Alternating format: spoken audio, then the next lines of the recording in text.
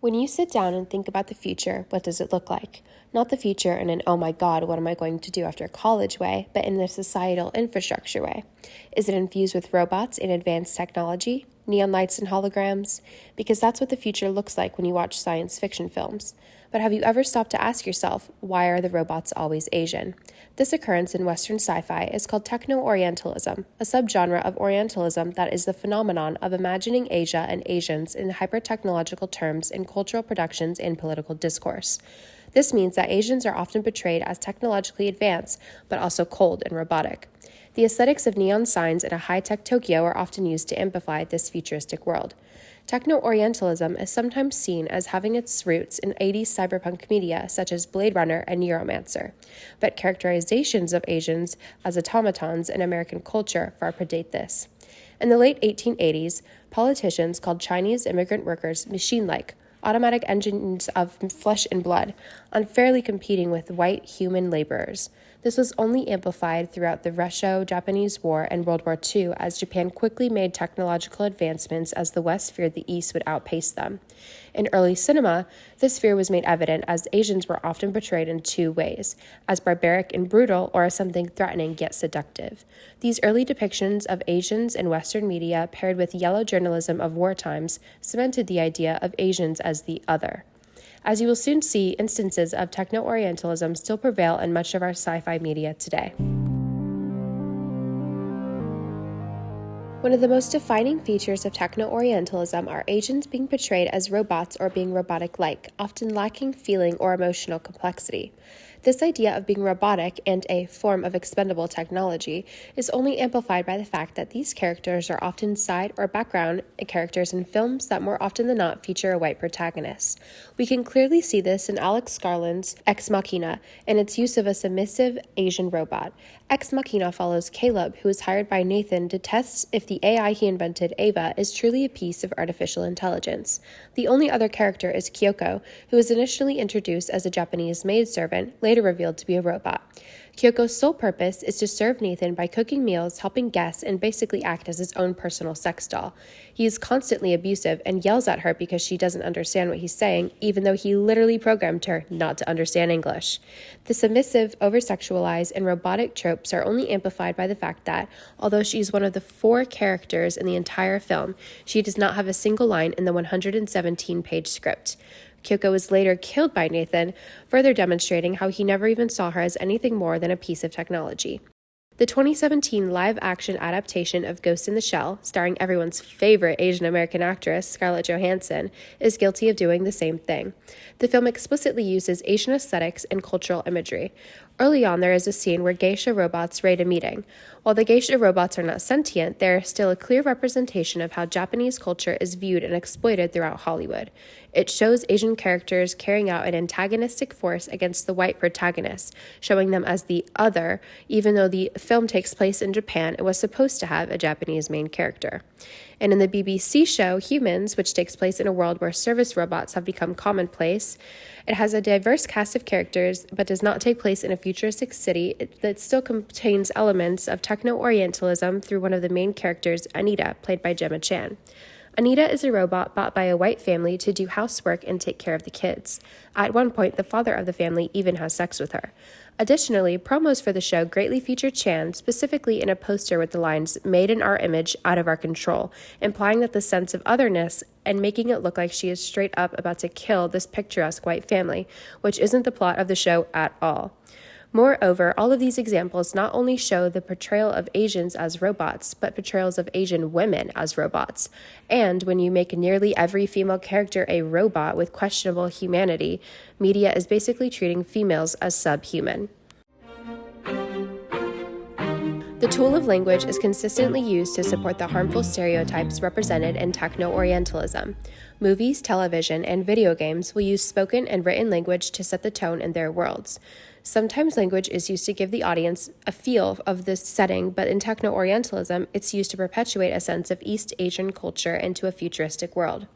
Many native English speakers believe that Eastern Asian languages sound robotic because of the emphasis on tones and the separation of words. This leads to an even deeper immersion into Techno-Orientalism, carrying out the idea that Asian people are robotic. There are many examples of language being used to perpetuate Techno-Orientalism in Western media. Let's go into a few. First, a movie so prominent in the discussion of Techno-Orientalism, Blade Runner 2049. This movie is riddled with these attributes. For now, we focus on some posters for the movie. In poster A, the writing behind Ryan Gosling is clearly an ode to Japanese writings. And in poster B, the vertical writing just says the title of the movie, but the font and the way the letters are represented make it seem similar to that of Chinese characters. Just this year, Bullet Train released 11 different character posters to promote the movie.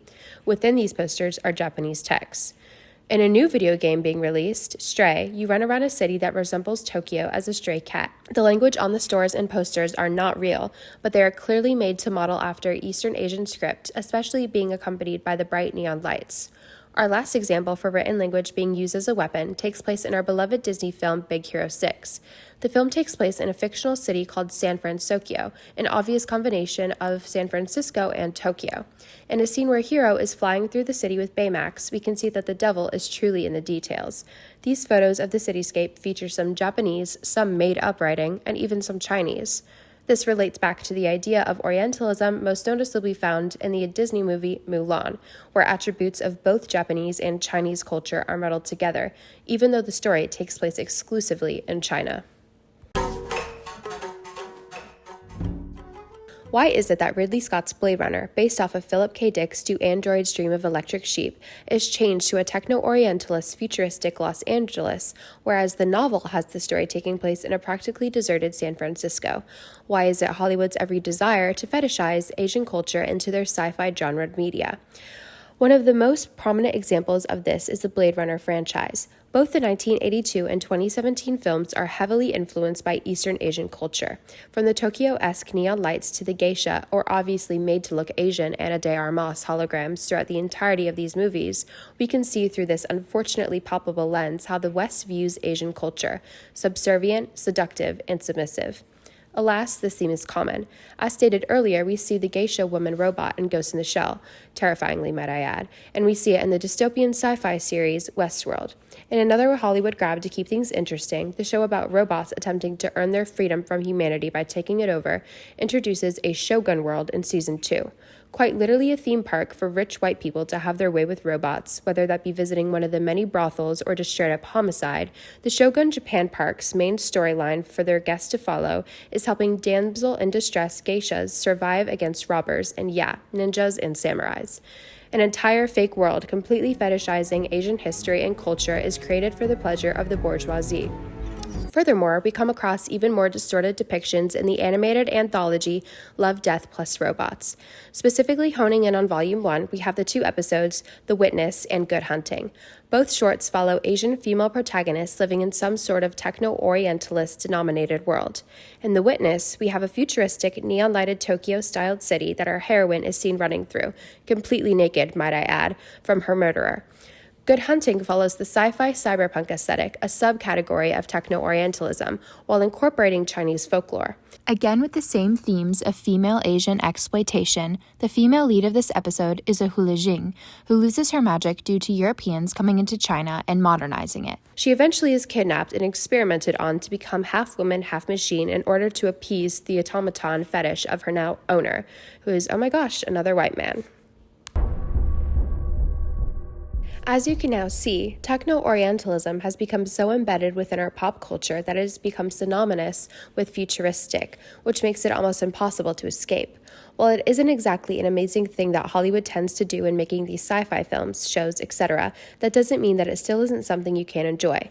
Big Hero 6 is by far not the worst thing that you could be watching, but it is important to watch and analyze with a critical eye, to recognize the potentially dangerous tropes that they portray, such as Asian characters being submissive, quiet, and robotic, to challenge ourselves to think of and imagine a future that isn't Asian and doesn't push these harmful stereotypes created from unrationalized fear.